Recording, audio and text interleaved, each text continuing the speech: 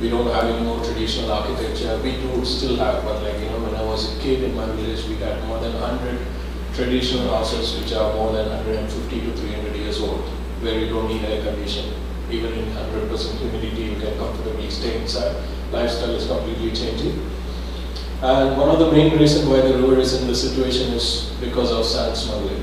We mine a lot, like in many other parts of Asia or in the world. And the reason of this mining is also because of the huge real estate boom that's happening around. And then Kerala, of course, is known for its consumerism in the sense that any new product that is launched in India is first tested in Kerala, because we will consume. As long as there is a product, we will consume. So in 2004 December, some of us decided, actually when I started it was just me alone, but I always like to say it was a group of people, started with a foundation called Nila Foundation. And here again, like my branding actually started with the name Nila, because the river is known as Bharatapura, which is a tongue twister for even people in India. So if we want to talk about this river, we wanted a cute name, a name that is attractive for local people. So we started working, just started reading around what is their literature, and then we found out that some of the poets used to call this river as Nila, and we started using that.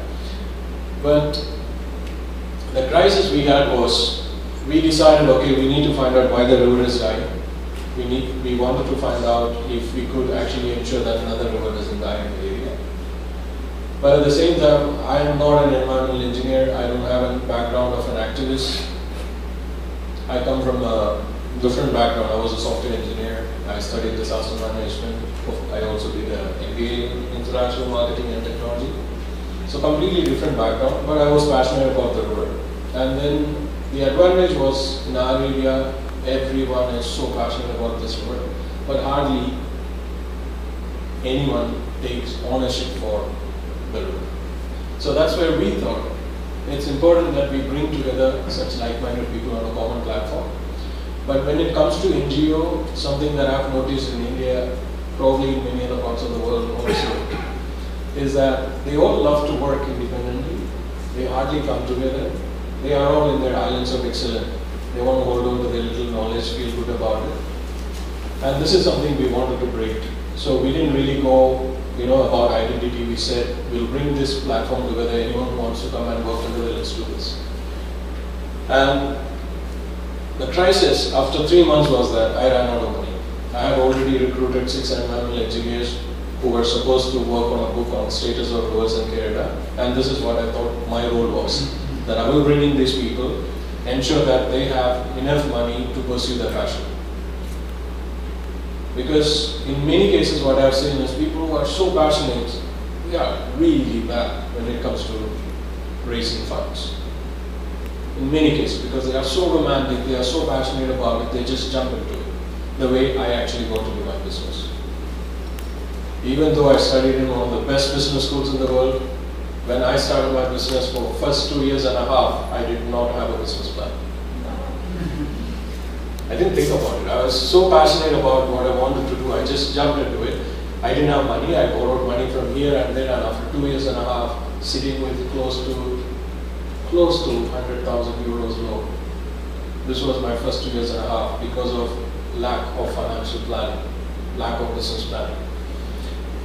And the challenge again here was that no one knew about optics. Probably after 1947, after the British left, not a single foreign traveler ever came to our area. So how are you going to promote such a place? And then right now, as I speak, we have only the foundation. There was no Blue Yonder. But after 3 years, after 3 months, once we ran out of money, we were like, okay, now what do we do? Because I have already committed money to all these 6, 7 environmental engineers in our areas, and they have started fantastic work, and I have no money. So I realized that what I just started is not just out of an infatuation, and what I'm doing is something so closely linked to my own existence, and it was my life. So it had to be, for pursuing such a dream, I realized that it had to be sustainable. There's no compromise on that. So I used to work with Charities Aid Foundation in the UK. I was in charge of the ICT for sustainable social development in India. And I've seen how the funding scenario works. They don't let you dream the way you want.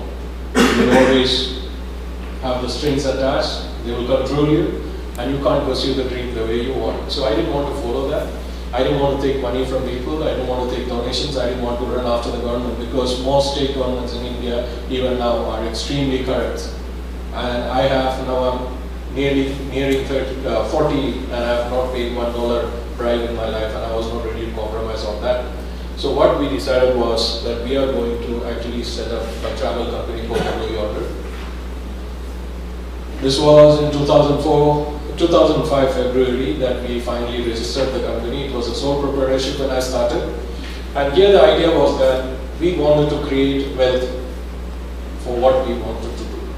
It's our dream, we wanted to pursue it, we wanted to generate money, and we wanted to put that back. At that time, we didn't even think about social enterprises or anything like that. We just wanted to pursue this passion, but we wanted financial, we wanted it to be financially successful. So some of the opportunities we had was that in that area was, the story was so unique. It's about a dying river, it's about a decaying river, it's about the people. Because if you look at the whole river civilization in an area, most of the folk art forms, if you look at the classical literature, classical tradition, it all evolved on the banks of this river.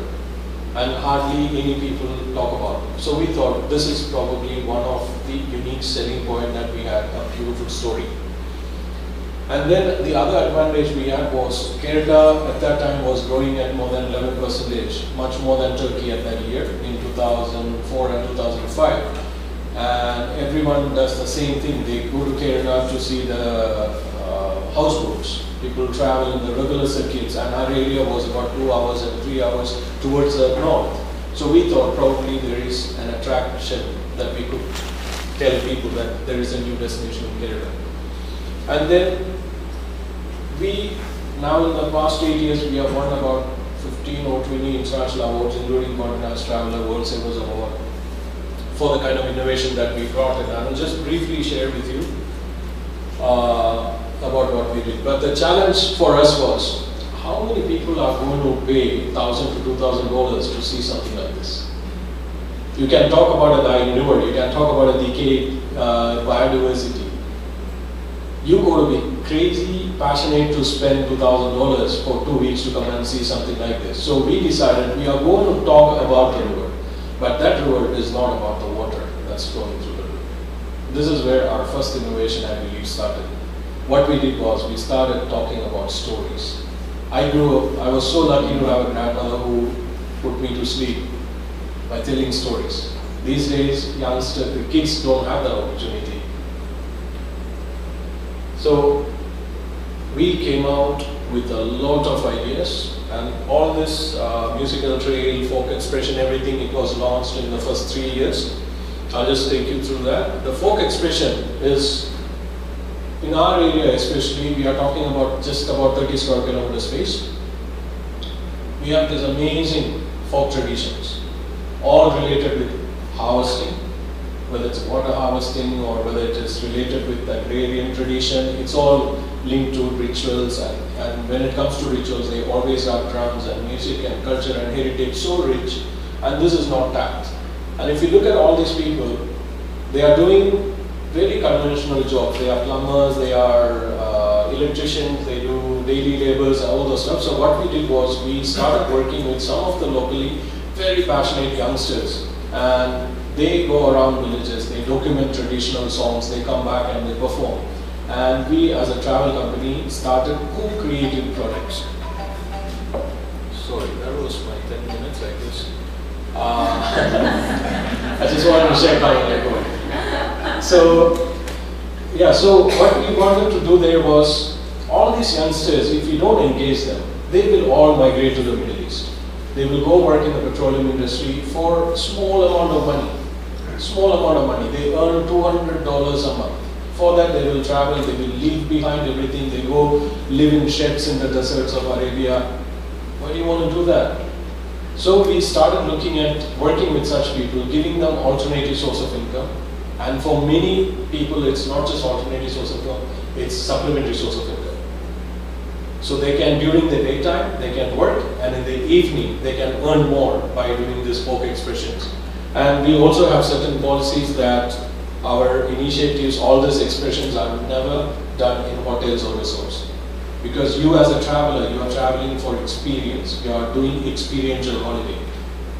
Why do you want to go be stuck in a hotel and resort? You know, you can stay there, wonderful, but to see the real people, they don't live in resorts. You need to go into villages, and this is the value addition that we are providing. And then we started running around literally documenting the stories. Like this stone, for example, you know, it just looks like a stupid stone by the road. But this has 2,200 years of history. It's a laterite stone structure, which was a support system during the old trading time, where when people used to carry and walk around with huge bags, this was the place where they will live it. You know, so, and this is always placed near water harvesting systems. So there's a story, an eco-history surrounding all this, and we started telling this to people. And the local people all of a sudden had this sense of pride about what is lying down, you know, in and around their area. And then this is probably one of our key product, in the sense that Thoni is a small country boat. You know, everywhere in the world you can see boats. But here the beauty of this strip is, these strips are organized by people who used to be smugglers earlier.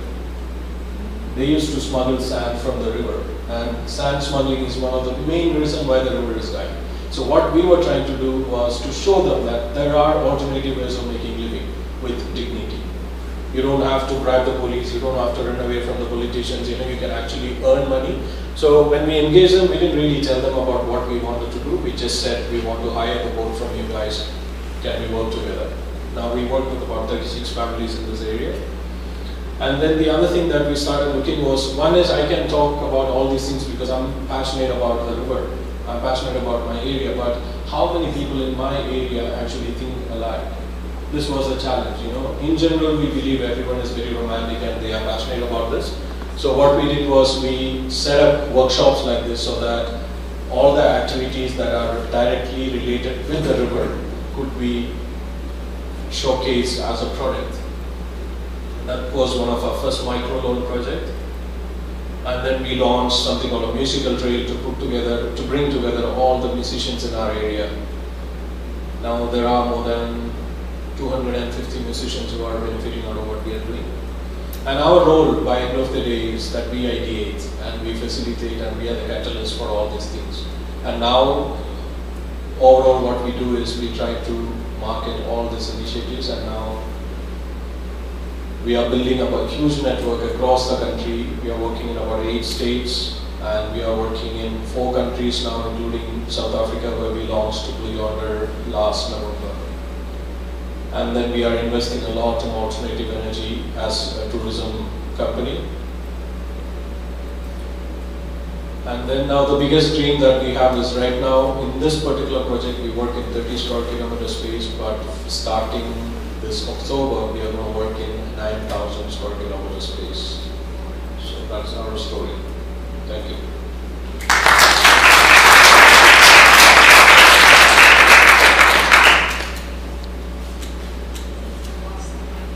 It's difficult to contain 8 years of work in 10 minutes. Okay, any questions? Anybody see the other one? Yes, across the mic. You can do this. There should be a second one. Questions? Sorry, let's see.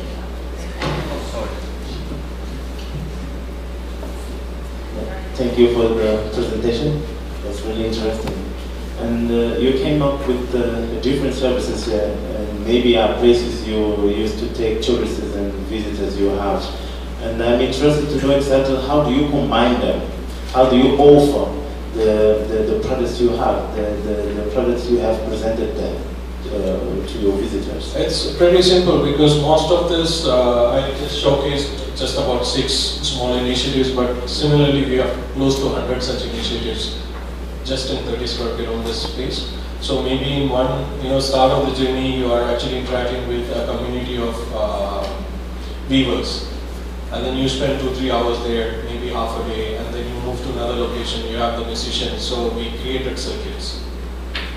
And then there are homestays linked to this. There are excellent properties, heritage properties, high-end, there are very few hotels and resorts in this area where we work.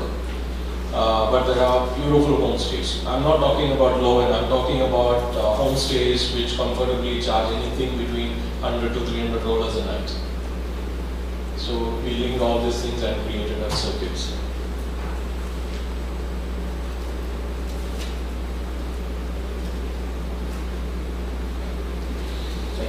Good morning again. My question is, do you have any tour operators, or your foundation do the, making the tours, the schedules, and making the prices? Well, foundation is now only a paper organization, because what happened was when we started, the stress was on the foundation, and later Blue Yonder came into existence, and Blue Yonder started doing everything that the foundation was supposed to do. So we started focusing on, so what we did was, all the researchers in the foundation, whether it's high-end, very knowledgeable environmental engineer, or whether it's just a tracker, they have multiple roles in organization. So if a researcher in the foundation will become an interpreter for the travel company. Because the target that we set in the first year was that 20%, whenever we make profit, the 20% of that will go into the foundation.